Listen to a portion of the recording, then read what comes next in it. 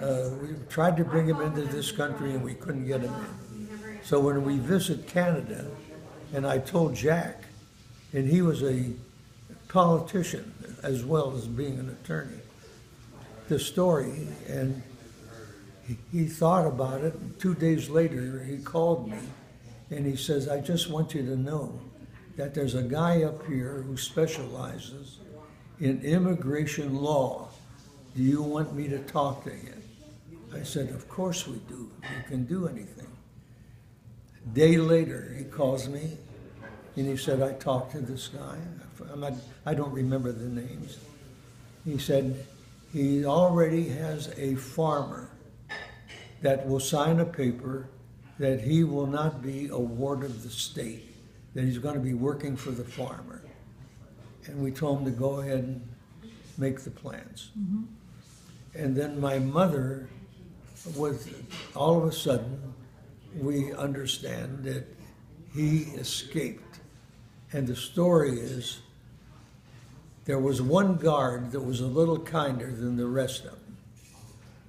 And the father talked to the guard and said, explaining the Kaddish, if you will let one of my children escape to say the memorial prayer, the Kaddish, I will see to it that you would be rewarded with jewels. Evidently, he had a lot of jewelry and stuff. And the guy said, I'll think about it. And he came back and he said, he'll do it.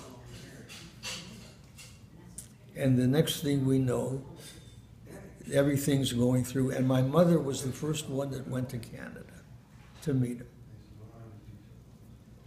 And she came back and she said, Sidney, he's the same size that you are. I want you to take something of everything that you have and send it to him. Socks, underwear, everything. And Betty dear, he asked for permission before he came over. He said there was a woman there that they became very close. Her husband went up in smoke, but she lived. And he said, if you will allow it, I would like to marry her and bring her with me, if it's okay with you. And what was this person's name? He was in France now. Okay. He's already out of Bergen-Belsen. And my mother, the two of them discussed it, and they wired back, it's okay to marry her and bring her over. What was her name? So, I forgot her name. Anyway, she said that she's the same size as you, Betty dear. Everything. Hose, underwear, bras, panties, the whole bit. And we did. And then we took him out to dinner. Went out to meet him when Betty and I went up the first time. And we went to meet them. And I took him to a 5-star restaurant. In the middle of the dinner, this girl begins to cry, his wife. And I didn't know what's going on. And she's telling him that's the first time she has seen anything like that since she was a little girl. They laid out a set of silverware and china and all that stuff, which she hadn't seen. And she never knew that Betty died. Because when Betty died, we took all of her clothes and sent it to Canada, except one white leather hat that the gal that took care of her wanted that hat. And I says, of course, take it. And then she came to work when she thought she was going to lose her job. She took care of it. She was an angel, a black lady. And when Betty died, she thought she's losing her job. And I said, no, you're not going to lose your job. All you have to do is see that this house is clean. When it's clean, you can go home.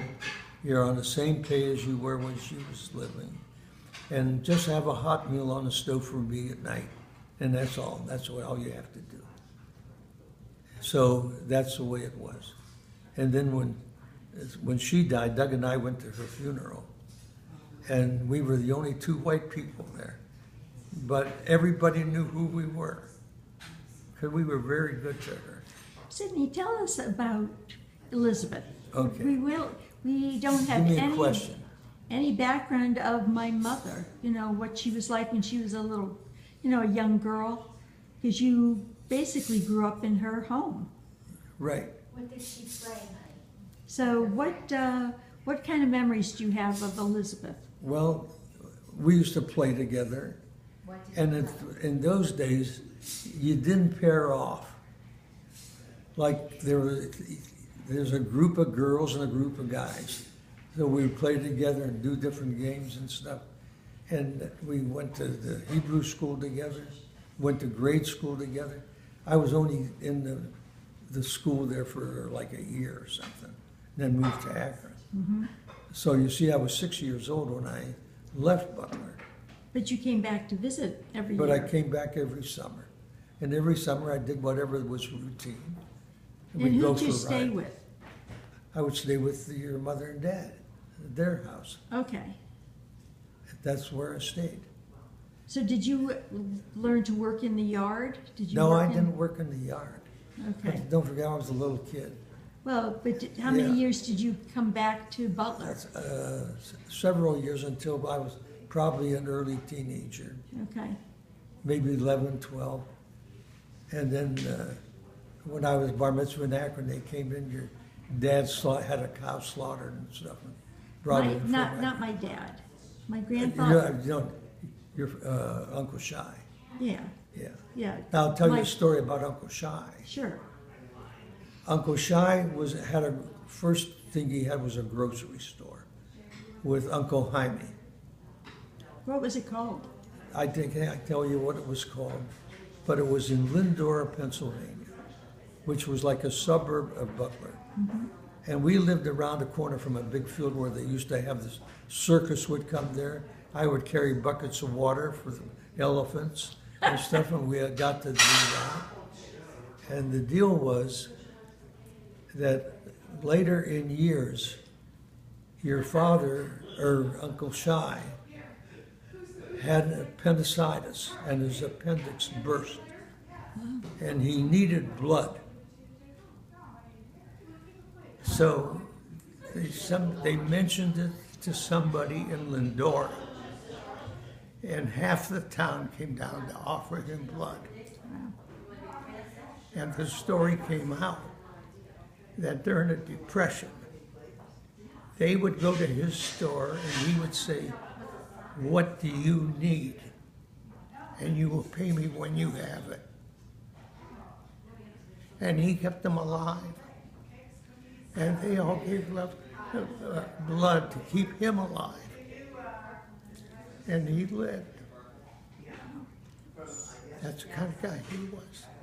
Then And what- nobody knew it. So after he had the grocery store and he used to kosher the meat, Right. what did he do after that? He used to, didn't he deliver ice? That I don't know about delivering ice. I know the grocery store. And then Did he sell shoes? I think that who married Murray? Roselle, yeah. Roselle married Murray, and Murray was a real nice guy, but he was a hotshot sort of guy. Wheeler dealer. He was right. He was a wheeler and a dealer, and he started the book that they still use, the car book, the values of automobiles. Really? He started that? Yeah, he started that, and his mother made lunches, and when they have the auctions, he started the auto auction, and that was your dad's business. My grandfather. Your grandfather, I keep saying your dad, your grandfather, and then he went into an automobile deal, and your grandfather, Uncle Shy, was always bailing him out. Bailing him out of what? Everything went bad. They still have the book, but he doesn't have it. But he had this Kaiser cars, and he went busted, and Uncle Shy bailed him out all the way.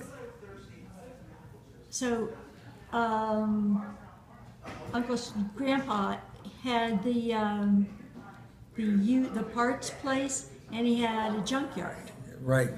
That came after. That came later. Yeah. That came later, where he got the junkyard, and Bookie was with him, and that was across the street from the Cones, and they were the big guys in the city. They built the shul. Your grandfather built the shul downtown after they moved out of Fifth Avenue. Uncle Sean paid foot the bill for that, For the center. and then he started a shopping center. Yes. Started a shopping center, and had a couple of big companies as the bank anchors, and Bookie was with them. And then, God rest Bookie soul, that was a bad deal. Bookie was killed in an automobile accident, coming back from Pittsburgh from a bar mitzvah, and the guy came across the freeway and hit him. A drunk driver. Drunk driver, and killed him. They both got killed. In fact, when we went to the funeral, Bookie was in one room and he was in the other room. And then Marion was all beat up for years, Right. his wife. Right. She was an artist, Right. right? And they had a horse. Who had a horse? Bookie had a horse, He did. yeah, for Marion. For Marion. Did you rode the horse, Eileen? You know, when I was about 4, I fell off. Grandma and Grandpa had a fit. They thought I was going to die. They ran me to the hospital. I have a picture of me on the horse with Uncle Booker. Really? And I used to meet them in Pittsburgh. When I was in the Army, we never had USO programs because it was unsafe. I was always on the front line, and it was unsafe for the people from the USO. But this one time, we had a guy that was an entertainer, and his name was Little Jackie Heller. And he was the vocalist for Ben Burney and his orchestra. Remember Ben Burney? He was the vocalist for Ben Burney. And I'll never forget him. We had an air raid right in the middle of his program, and he and I shared the foxhole while we were listening to these bombs come down. And when it was over, the first song he sang, started this program, was Coming In on a Wing and a Prayer. And the planes, we were guarding Henderson Airstrip, which was the biggest target for the Japs. And he said that he's going to have a nightclub in Pittsburgh. He said, if you ever get to Pittsburgh, come in to see me. So I met Bookie and Marion in Pittsburgh with Betty. And we went to Little Jackie Heller's. And they all renewed deal. He was a good guy. Yeah. Were you close? You were closer with Uncle Bookie than? Very close with Bookie. We were like brothers. Yeah. And with Elizabeth, it's like brother and sister. Yeah. Oh, You all? not quite. Any questions?